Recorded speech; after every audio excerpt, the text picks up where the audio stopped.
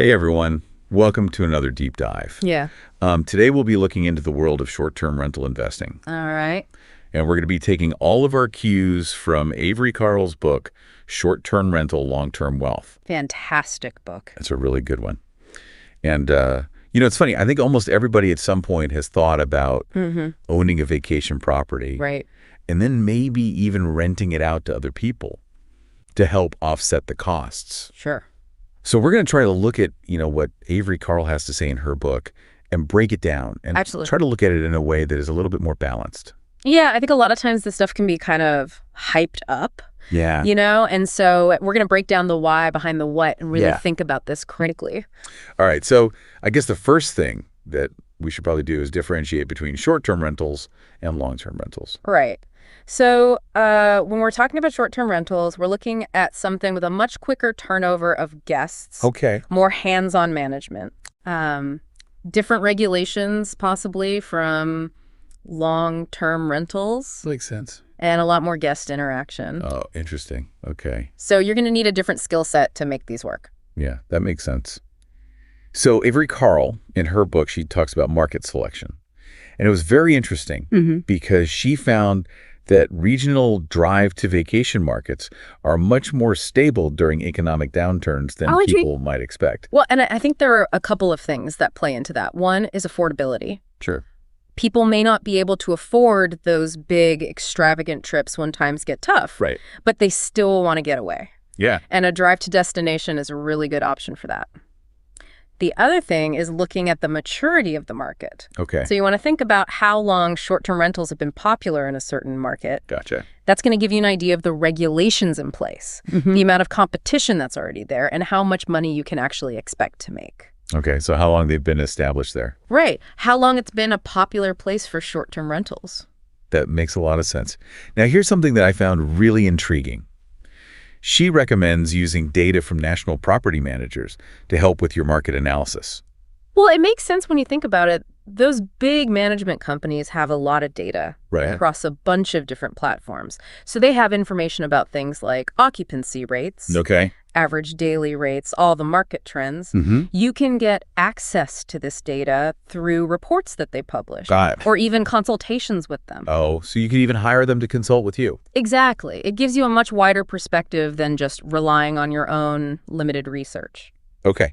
All right. So after you've done that, you've selected your market. One of the things that she emphasizes is putting together a really good team. A good team is essential, especially your housekeepers and your handymen. Especially those two. Yeah, they're the ones who are going to make sure things run smoothly for your guests. And especially if you're managing the property remotely, you need to be able to trust these people to handle things. Right. You're not going to be there. Exactly. She tells this funny story in the book about a client who micromanaged their team so much that the whole thing fell apart. Oh, right. It's a good reminder that you need to delegate and trust the people you've hired. That's really funny. Yeah. So speaking of making things look good, let's talk about listings and how to create one that's really going to stand out. Absolutely. Your listing is basically the storefront for your property online. Okay. So you need to have really great photos that really capture the essence of the place. Got it. And your description needs to be enticing. Okay. But it also needs to be honest. Right. You need to present any potential downsides. Sure. Maybe it's on a steep road or something in a positive way. So turn it into a positive. Exactly. Like, enjoy the exercise on your way to this charming cabin. I see. Something like that. And one of the things that she talks about that was interesting to me is that you shouldn't rely too much on our property's rental history. Right. That was a good point. Because sometimes a property with a bad rental history could actually be a really good opportunity. It's all about recognizing potential.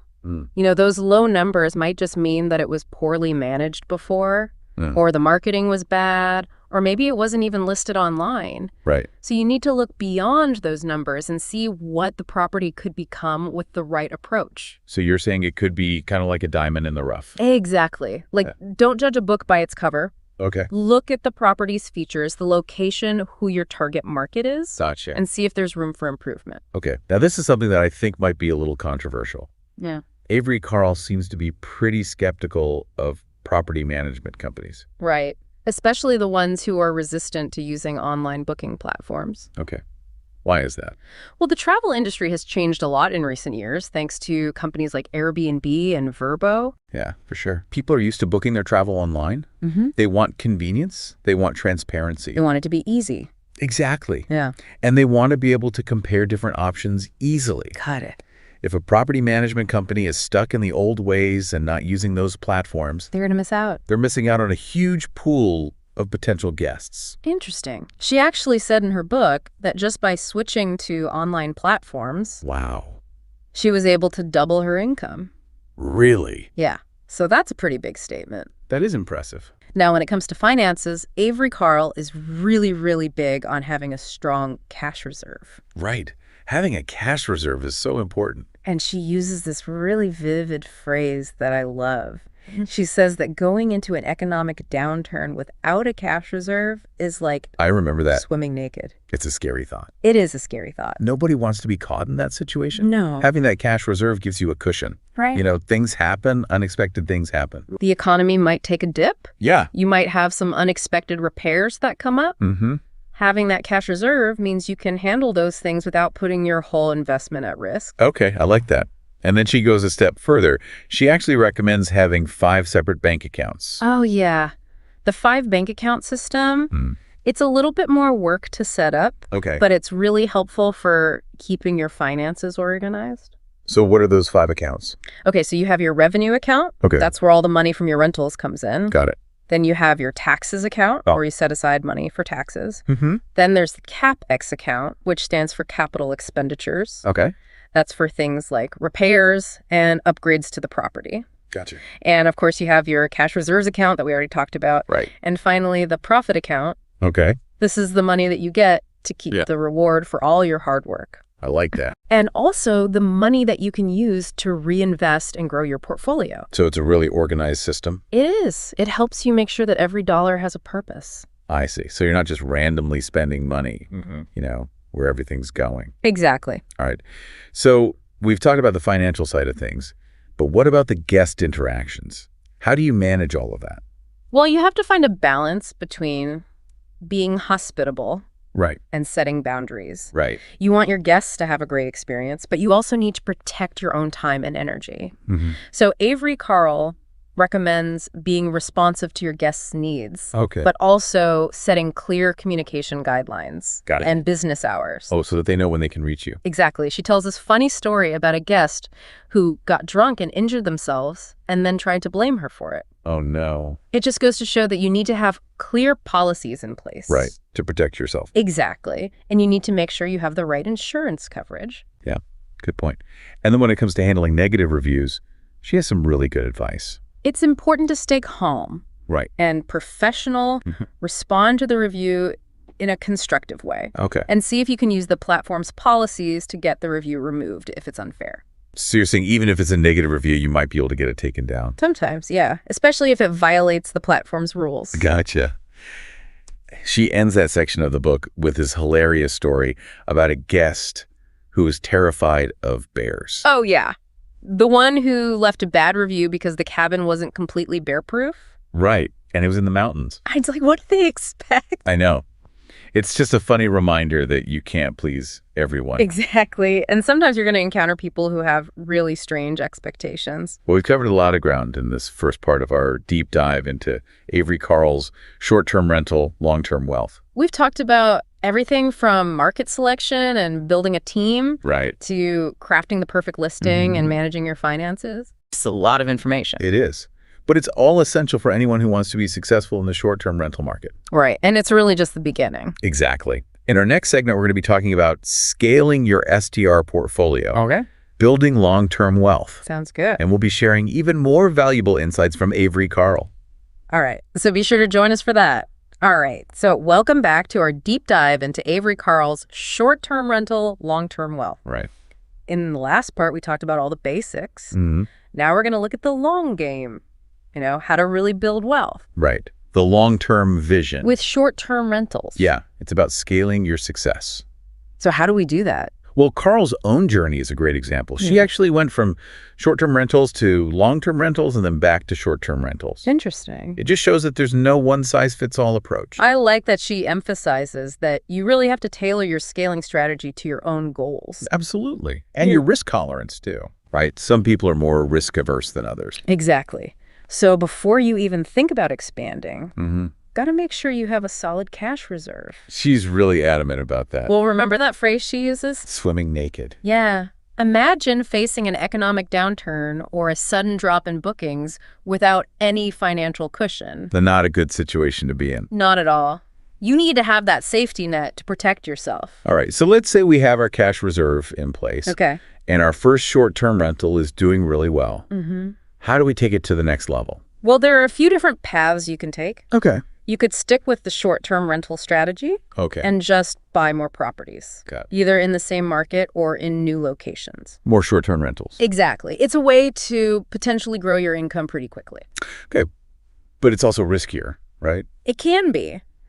You're more exposed to market fluctuations if you're relying solely on short-term rentals. So what's another option? You could diversify a bit and add some long-term rentals to the mix. Long-term rentals. Right. They offer a more stable income stream. Okay.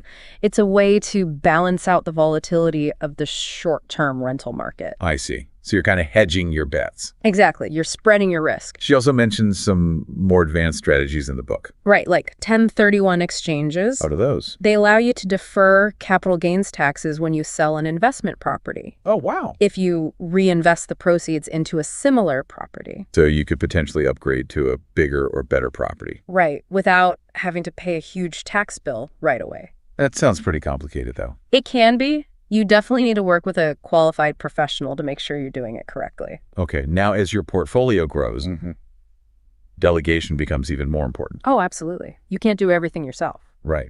So who do you delegate to? Well, she talks about virtual assistants. Oh, VAs. Yeah. They can handle a ton of different tasks for you. Okay. Like what? Managing bookings, communicating with guests, coordinating cleaning services, even ordering supplies. That's a lot. It is, but it frees you up to focus on the bigger picture. I see, like growing the business and making strategic decisions. Exactly. You're not bogged down with all the day-to-day stuff. She calls a great VA a ninja for your work life. I love that analogy. That's a good one. They're like silently working behind the scenes, making sure everything runs smoothly. Exactly. And that's what allows you to scale successfully. So it's not just about acquiring more properties. It's also about building a team that you can trust. Exactly. You need a strong foundation to support your growth. Well, we've covered a lot of ground in this second part of our deep dive. It's been a great discussion. We've gone from the basics of short-term rentals to the more advanced strategies for scaling and building a team. And Avery Carl's book provides such valuable insights into all of it. She really emphasizes the importance of proactive planning. And careful analysis. Right. You can't just jump into this market blindly. You need to have a plan, and you need to be prepared to adapt. Exactly. Yeah. So in our final segment, we're going to distill all of this wisdom into 10 actionable takeaways. Perfect. For anyone who wants to get started with short-term rentals. Sounds good. And we'll leave you with one final thought-provoking question. All right, I'm looking forward to it. Okay, so we're back for the final part of our deep dive into Avery Carl's short-term rental, long-term wealth. All right. We've talked about a lot of different stuff, picking the right market, getting your team together, absolutely. Handling finances, all that good stuff. It's been a comprehensive journey. It has. So now I think it's time to try to boil it all down to the essential elements. Absolutely. So let's try to come up with 10 key takeaways. Okay, I like it. From the book that our listeners can really use. A roadmap to success. All right. So number one, I think we got to start with those regional drive-to vacation markets. Right. They're a great option for stability and resilience. Especially when the economy's not doing so hot. People still want to get away. They do. But they might not have as much money to spend. Right. So those drive-to destinations, they're really appealing. Yeah, absolutely. Okay, number two. And number two, got to build that strong team. The A-team. Your housekeepers, your handymen, anybody who's helping you out. Yeah. They're crucial for keeping things running smoothly. So you can focus on the bigger picture. Exactly. Okay, number three. Number three, make that listing shine. Make it sparkle. Right? Spend the money, get some good photos. Professional quality for sure. Write a really captivating description. Be honest. but highlight those unique features. Sell it. Sell it. Right. Number 4, don't get hung up on the rental history. Right. A property with a bad history might just need a little TLC. Some love. Yeah. You got to see the potential, not just the past performance. Okay, number 5, online booking platforms. Embrace them. Embrace the technology. That's where the guests are. That's how people book travel these days. If you're not on those platforms, you're missing out. All right, number 6. Number 6, the cash reserve. Gotta have it. Remember swimming naked. Ooh, yeah. Nobody wants to do that. That cash reserve is your safety net. It protects you from those unexpected bumps in the road. Okay, number 7, the 5 bank account system. I love this system. It's so organized. It keeps everything separate and helps you stay disciplined. You know exactly where your money's going. Revenue taxes, CapEx, cash reserves, profit. Boom. It's all accounted for. Number 8, set those boundaries with guest communication. Right. Be responsive, but you don't have to be available 24/7. You need time for yourself, too. Exactly. And make sure you have clear policies in place. So everyone knows what to expect? Okay. Number 9, negative reviews. Don't freak out. Stay calm. Stay professional. Use the platform's policies to your advantage. And you might even be able to get those bad reviews removed. If they're unfair. And finally, number 10. You can't please everybody. That's so true. Some people are just going to be impossible to satisfy. Focus on providing a great experience for the majority of your guests. And learn from those difficult situations. All right. So there you have it. 10 key takeaways from Avery Carl's Short-Term Rental, Long-Term Wealth. A great roadmap for anyone starting out in this business. And we'll leave you with one final thought-provoking question. Okay, hit me. What type of STR market really speaks to you? Ooh, I like that. Why are you drawn to certain types of properties or destinations? It's a good question to consider. It helps you really define your niche. Your ideal guest, your ideal investment. So there you have it. That wraps up our deep dive into Avery Carl's book. A wealth of information. It really is. We hope you found it helpful. I think it's been a great discussion. Thanks for joining us. Until next time. Happy investing.